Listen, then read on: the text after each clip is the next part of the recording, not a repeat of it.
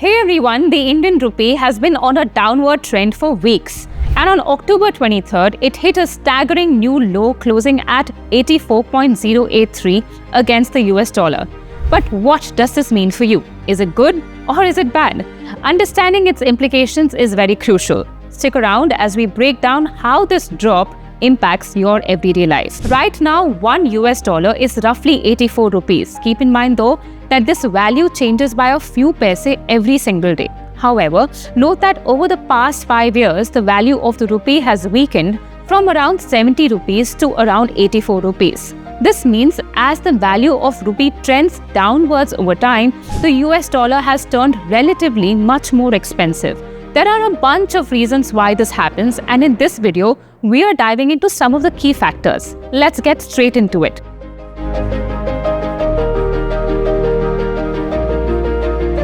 First one is balance of payments. This is basically an account of all the money that goes in and out of a country. If the country has received money, it is recorded as a credit or asset. And in case of the country paying money, it is recorded as a debit or liability. Ideally, the balance of payments should be zero, but that never happens because it is simply not practical to have zero difference between assets and liabilities of a country. And this is where the fluctuation in exchange rates affects balance of payments, as import and export payments are done mostly in dollars against which the rupee is pegged.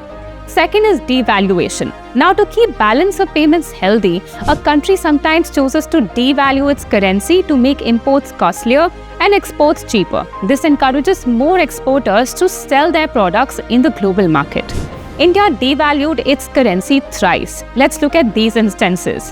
Between 1950 and 1960, in this period, India had just gained independence from the British Raj and poverty was rampant. So due to the lack of funds in the government treasury, India devalued its currency, where $1 then equaled 4 rupees and 75 paise. Now, between 1962 and 1965, this was the time when India was at war against China and Pakistan, and the situation was made worse by a drought. That meant there were more expenses than income. It forced the government to devalue the currency even further. Now, in 1973, this was the time when India was hit by a crippling oil shortage after the Arab countries cut their crude oil production. Not just that, this period was also marked by internal political turmoil, making the situation worse. And number 4, impact of devaluation. So how does a rupee's downward spiral affect you and the country in general? When the rupee drops in value against the dollar, imported products become costlier simply because more money has to be paid in exchange for the US currency. This in turn increases inflation and prices of products in markets increase, hurting your wallet and making it harder to stick to your household budget. Not just that, as the rupee depreciates, your international spending power too could be affected. But on the other hand, export-dependent businesses benefit from a depreciating rupee as they receive payment in dollars, making export prices even cheaper. Examples of such businesses could include IT, pharma, auto, gems, and jewelry. Why is the Indian currency falling now?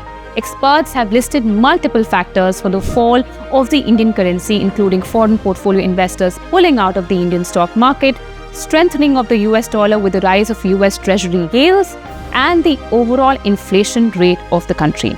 And that is why it is important for you to keep an eye on the rise and fall of the Indian rupee.